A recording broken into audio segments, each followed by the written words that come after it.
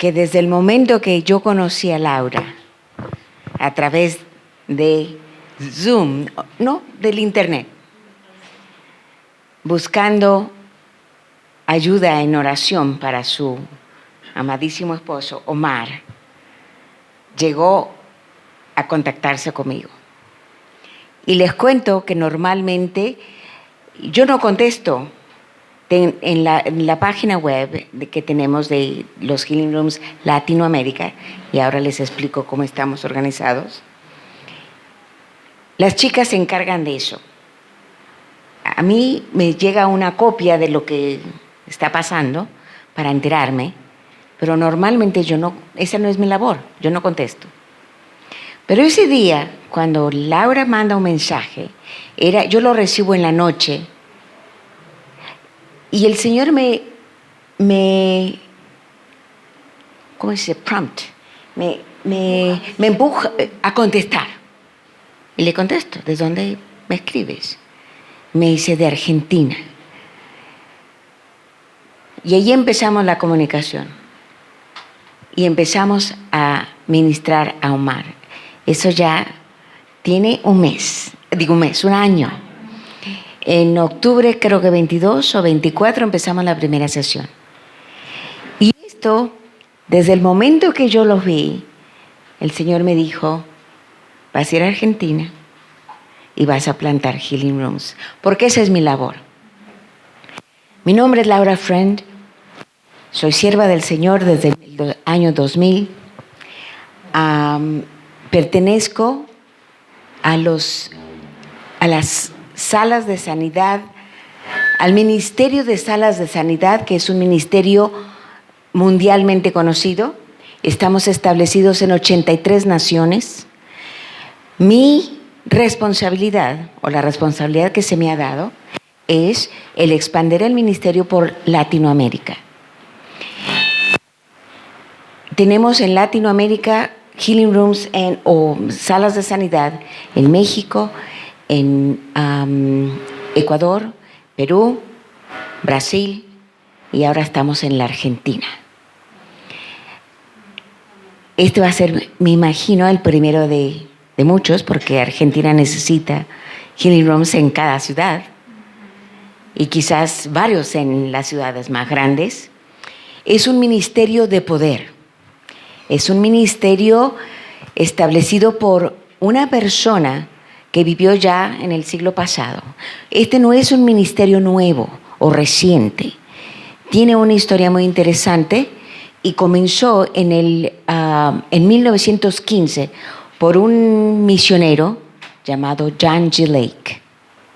Si lo traducimos al español sería Juan Lagos. Un hombre que a través de la sanidad de su esposa tenía cáncer y él era un empresario, un hombre pudiente, con muchos bienes, y su esposa se enferma de cáncer y él acude a un orador de sanidad, Alexander Darby. Y este era un hombre muy poderoso, con una gran unción, y viene a la casa de John G. Lake, donde su esposa ya estaba moribunda, y él ora por 8 horas en su recámara. Ella estaba postrada en su cama, y John G. Lake estuvo ahí observando la labor que hizo Alexander sobre su esposa. Y esto fue durante toda la noche. Él describe en sus memorias, porque tiene varios libros,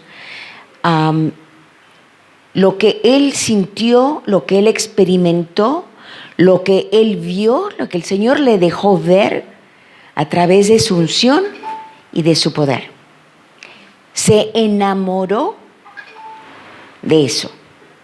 Y de ahí en adelante él siguió pidiéndole al Señor justamente esa unción. Él llegó a ser un gran misionero en África, estuvo 5 años allá. Él estuvo presente cuando la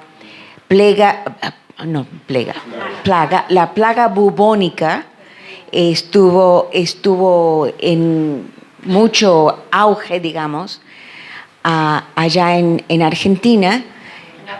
Perdona, en Argentina, en África. No, señor, no queremos aquí la fiebre bubónica, no. Y se dio una situación muy interesante porque la fiebre bubónica es mortal y no tenía cura. John G. Lake nunca dejó de orar por los enfermos y estuvo en medio de esa pandemia ministrando, orando por los enfermos, y él nunca se contagió. Los médicos que lo veían operar decían, ¿por qué él no se contagia?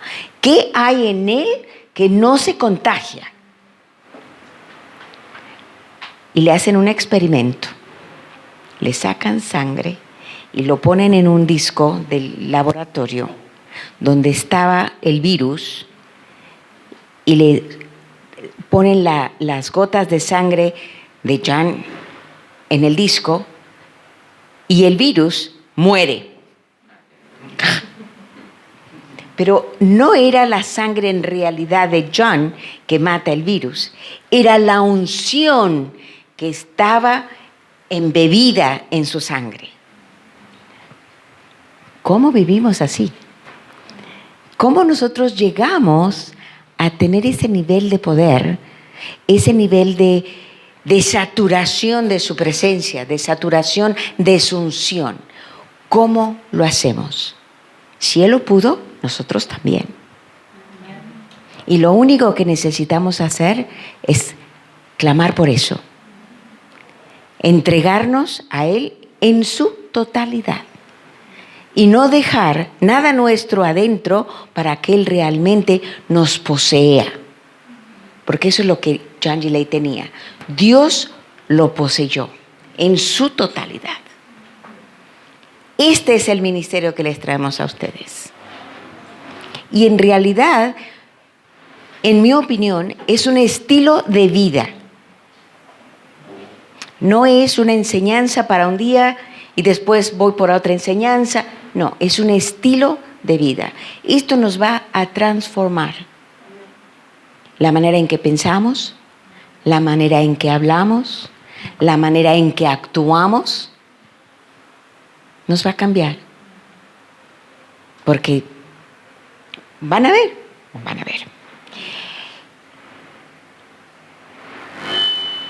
El ministerio de John G. Lake desafortunadamente terminó en 1935. Después de una gran labor que él hizo y finalmente quedó ubicado en Spokane, Washington. La historia de él es muy interesante, pero no me voy a tomar el tiempo de contárselas en detalle porque tenemos el tiempo limitado para poder pasar por todos los temas que tenemos que... ¿Se puede buscar el libro en español? Sí, lo consiguen en español, ¿verdad? Sí. Hay varios libros, ¿eh? Hay los sermones de John G. Lake que él mismo escribió y están compilados en un volumen bastante grande, y creo que no sé si son 2 volúmenes o es uno solo. Es un libro así alto, con cubiertas azules. Pero también hay otros libros escritos por otros autores relacionados con la vida de John G. Lake, que ustedes pueden indagar ahora con la tecnología. Bueno, sacan cualquier cosa.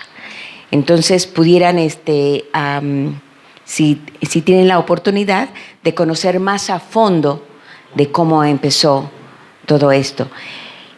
Cuando él estuvo ubicado en Spokane, Washington, que al final allí es donde él termina, él tuvo una iglesia que él dirigía junto con su segunda esposa.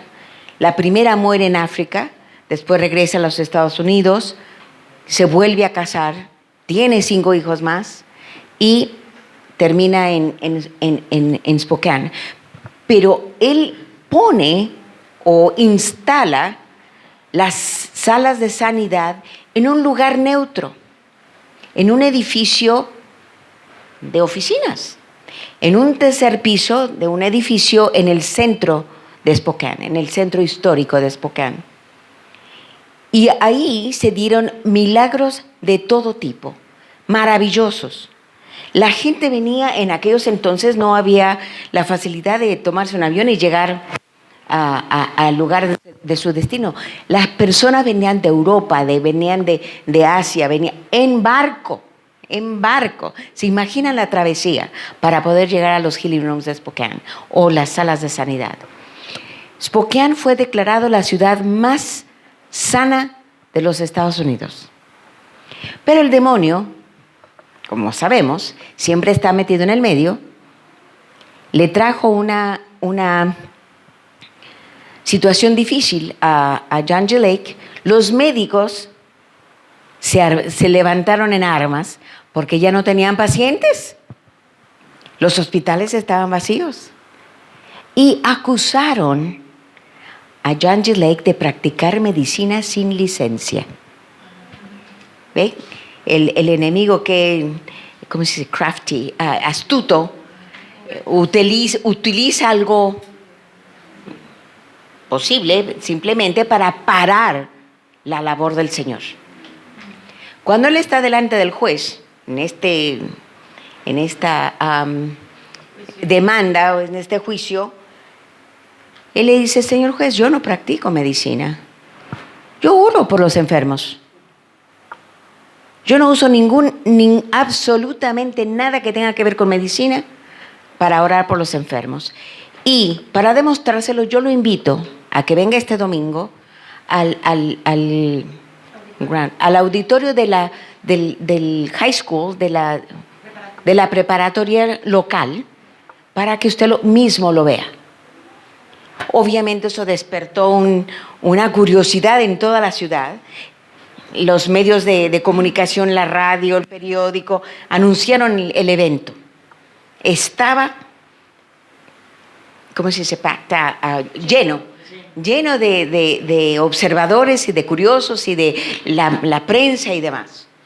Y John G. les dijo: traigan a todos sus enfermos, todos. Él empieza la prédica y le ponen enfrente todas las personas enfermas, personas con muletas, personas en sillas de ruedas, personas con todo tipo de enfermedades. Y obviamente el juez estaba observando. Y empieza a orar por cada uno de ellos. Y todos sanan. ¿Y qué hace el juez? Dice: esto no es medicina, esto es el Señor. En inglés decimos case dismissed. Caso cerrado, terminado. Aquí no hay exacto. Pero les menciono esto porque cuando estamos en la labor del Señor, siempre vamos a tener controversia. Siempre vamos a tener que estar peleando con el enemigo. Y no les digo esto para desanimarlos, sino al contrario, para prepararlos a que ustedes constantemente estén enfrentándolo sin temor alguno. Porque nosotros tenemos todo el poder sobre el poder del enemigo.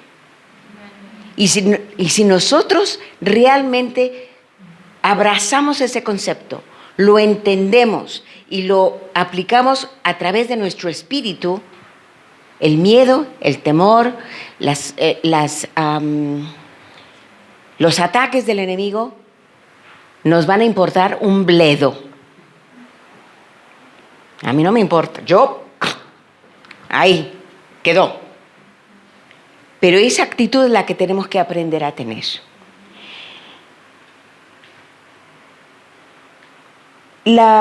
Este ministerio está basado, si está anclado e inspirado por el Espíritu Santo. Nosotros no oramos oraciones almáticas, oramos con la palabra de Dios. Oramos recibiendo del Espíritu Santo su información, porque el Espíritu Santo es nuestro maestro. Es la obligación de Él de darnos la información que necesitamos en un momento determinado, por una persona, por nosotros mismos, por una situación, por un ambiente, y hacer nosotros, porque nosotros no podemos hacer nada, no tenemos ningún poder para hacer nada. Lo único que nosotros somos vasijas vacías. Nos vaciamos primero para que el Señor nos pueda llenar en su totalidad y que su poder, su unción, pase a través de nosotros, porque no es para nosotros, pase a través de nosotros y podamos tocar a aquel que viene a recibir sanidad. Sanidad física, sanidad emocional, sanidad espiritual. Es el Espíritu Santo el que hace la labor. Nosotros, sin Él no hacemos nada. Entonces, para poder lograr tener el poder que andamos buscando, esa saturación de su presencia, tenemos que adorarle. ¿Cómo bajamos el cielo a la tierra? Porque eso es justamente lo que se hace.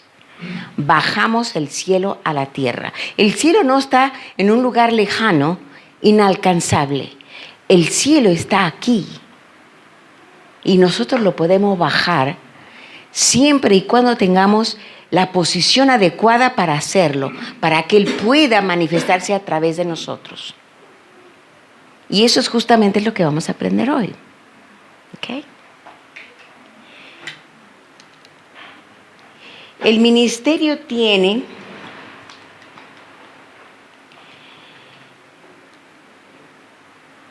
su ancla, es la sanidad en el reino.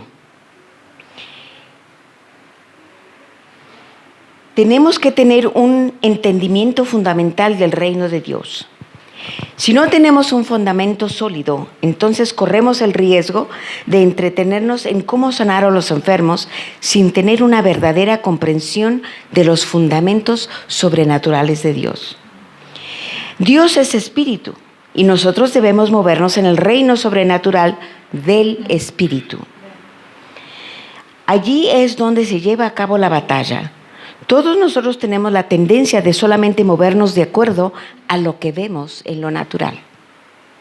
Por eso dijo Jesús, no camines por la vista, mas por cada palabra que procede de la boca de Dios. ¿Por qué nos dice Él esto? Porque tenemos la tendencia de actuar por lo que el enemigo está haciendo, las circunstancias que nos rodean. Al hacerlo, vamos entonces a movernos en la dirección que el enemigo quiera que nos movamos. Cuando la Biblia nos dice que tenemos que movernos por fe y por el oír de la palabra de Dios. Sin fe, dice la Biblia, ¿cómo podemos recibir algo de Dios? Santiago 1, 6 al 7 dice, pero pida con fe, no dudando nada, porque el que duda es semejante a la ola del mar, que es arrasada por el viento y aventada de una parte a otra. No piense, pues, quien tal haga que recibirá cosa alguna del Señor. La fe es el vehículo con el cual traemos al reino de Dios invisible a este mundo. Debemos ser movidos por fe. Muchos en la iglesia se han acostumbrado a moverse por lo que ven en el ambiente que los rodea. Y luego tienen la tendencia a comprometer el reino de Dios.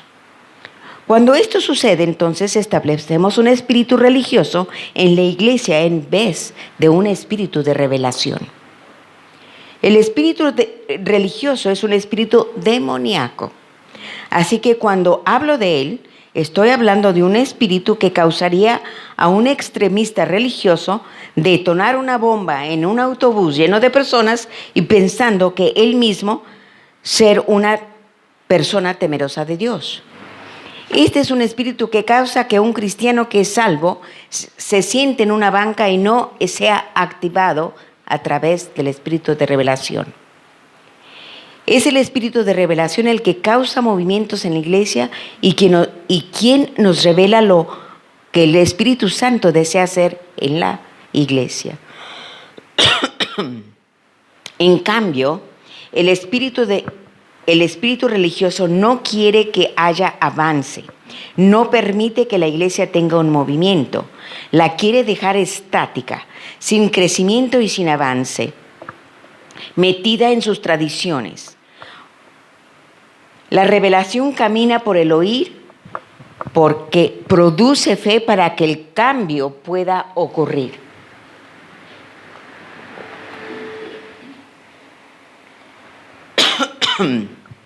Nuestro error más frecuente es que nos encontremos en las situaciones donde estamos cara a cara con el enemigo en vez de estar buscando el rostro de nuestro Dios, de desarrollar una relación de intimidad con nuestro Dios que nos lleve a tener una conciencia de su constante presencia en nuestras vidas. ¿Por qué enfrentar al enemigo cuando se supone que él debe estar huyendo? Cuando ustedes tienen la conciencia del poder que tienen, sobre todo el poder del enemigo, ustedes van a entender esta frase perfectamente bien. Cuando ustedes se levanten en la mañana, el enemigo tiene que decir, ¡ups! ¡Ya se levantó! ¡Hay que correr! De esa manera tiene que estar el enemigo cuando ustedes despiertan. ¿Por qué enfrentar al enemigo cuando se supone que él debe estar huyendo? ¿No dice la palabra de Dios, acércate a mí y tu enemigo huirá? Otro error que cometemos constantemente es que tendemos a justificar nuestra condición en vez de ver nuestra posición. En lo natural, enfrentamos al enemigo, pero en lo sobrenatural debemos de mirar a nuestro Dios. ¿Qué quiero decir con justificar nuestra posición?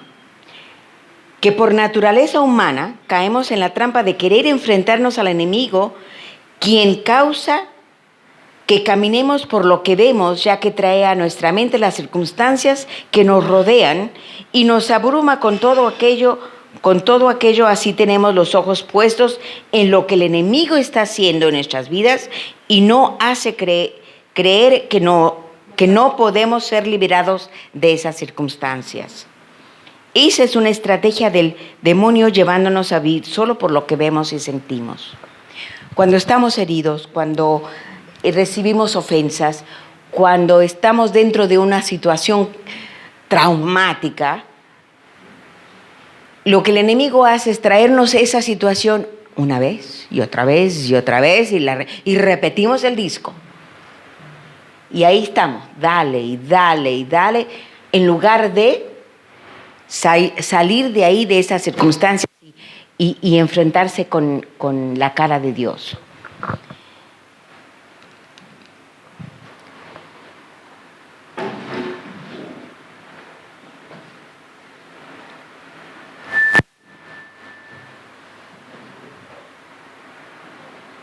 Cuando que lo correcto debe de ser aprender a justificar nuestra posición. Esto es aprender a posicionarnos en lo sobrenatural, en lo espiritual y mirar a Dios. Porque cuando miramos a Dios, estamos en la posición en donde lo podemos abrazar. ¿Ustedes han sentido alguna vez el abrazo de Dios? Lindo, ¿no? La sanidad solo es difícil de lograr cuando pensamos que nosotros tenemos algo que ver con ella. Para Dios es muy fácil. Como se los dije anteriormente, no tiene nada que ver con nosotros. Cuando nosotros nos estamos preparando para ser ministradores de sanidad, lo primero que debemos de pensar es, no tiene nada que ver conmigo. Yo no lo hago, Él lo hace. Y les voy a dar ejemplos de esto, ¿sí? Para que vean, porque muchas veces nuestra mentalidad está entrenada a ver lo imposible exactamente así. Imposible. Y no es así.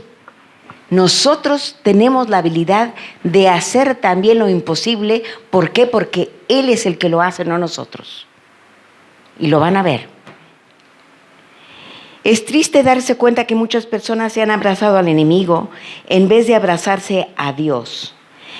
Y por eso el enemigo se ha vuelto demasiado familiar en la vida de estas personas y ya no lo pueden reconocer porque ha habido asimilación y por eso se sienten más cómodos con su carne que con su espíritu. Nuestra actitud debe ser la siguiente. Si tenemos un Dios de tiempo completo, no necesitamos al diablo. Cualquiera aquí que necesite un diablo, levante la mano.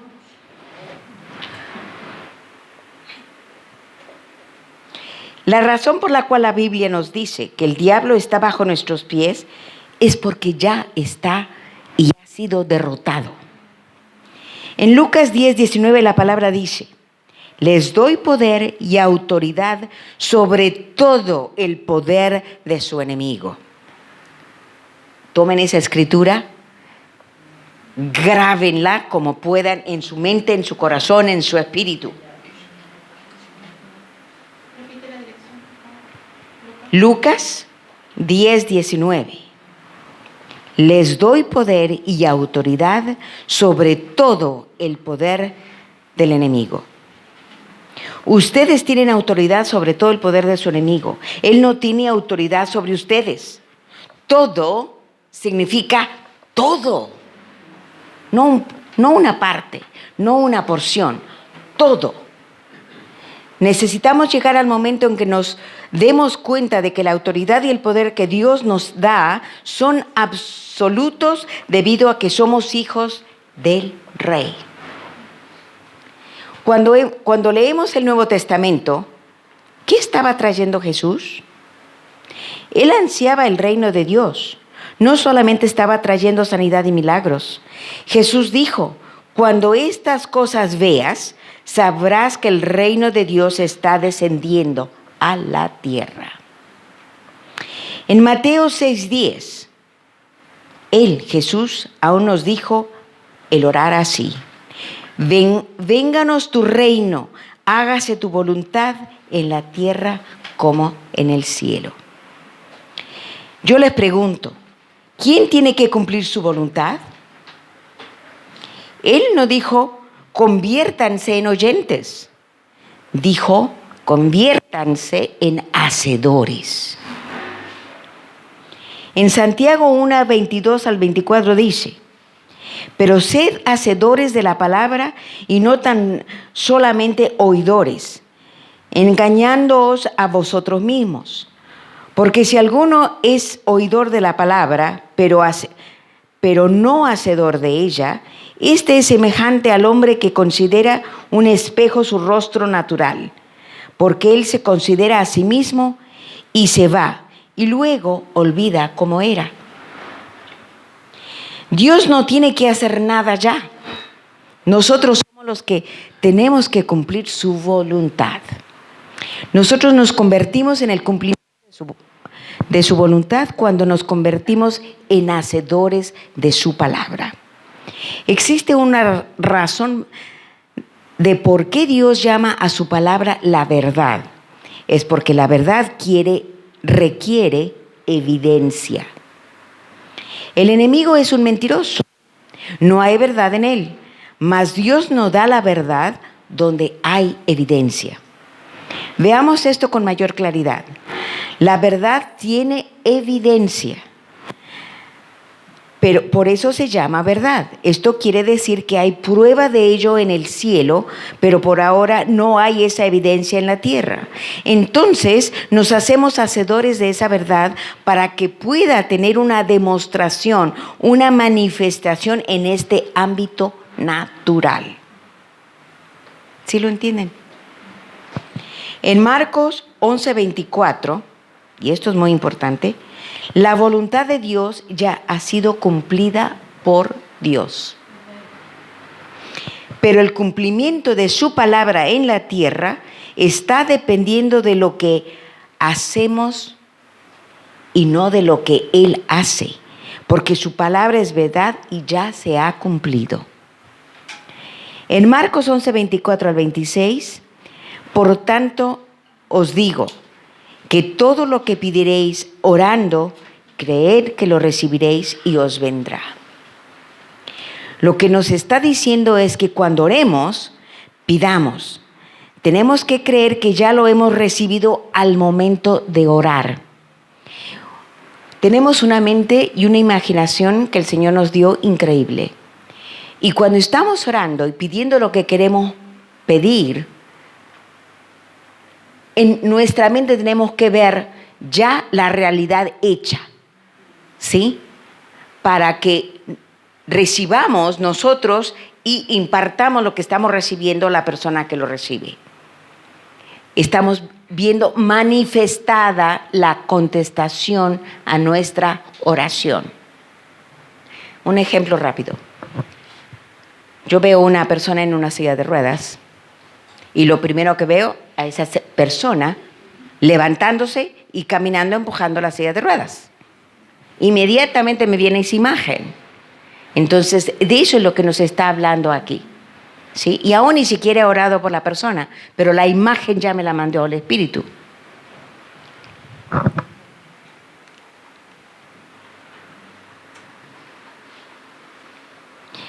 De esta manera ponemos la responsabilidad de la oración contestada en nosotros. ¿Ustedes sabían que está en nosotros el recibir las respuestas de las oraciones? No está en Dios, está en nosotros.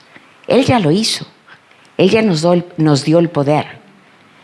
Él ya nos mandó a Jesús, Él ya pagó por nuestras sanidades, por nuestras iniquidades, por todo. Entonces, ¿qué hacemos? Es nuestra actitud, es nuestra acción, es nuestra implementación de su palabra en nuestras vidas la que trae la respuesta a nuestras oraciones. El requisito para una oración contestada está en lo que hacemos. La palabra viene en forma de píldora y la Biblia dice que es medicina. Y no nos sirve de nada a menos que nos tomemos la medicina, ¿cierto? En 2 de Pedro, capítulo 1, de 3 al 4 dice: como todas las cosas que pertenecen a la vida y la piedad nos han sido dadas por su divino poder, mediante el conocimiento de aquel que nos llamó por su gloria y excelencia. En otras palabras, es a través de la verdad que somos libres. Lo que sabemos determina a dónde iremos. Él ha concedido estas promesas para que participemos de su naturaleza divina, habiendo huido de la corrupción que hay en el mundo. Debemos ser participantes de su naturaleza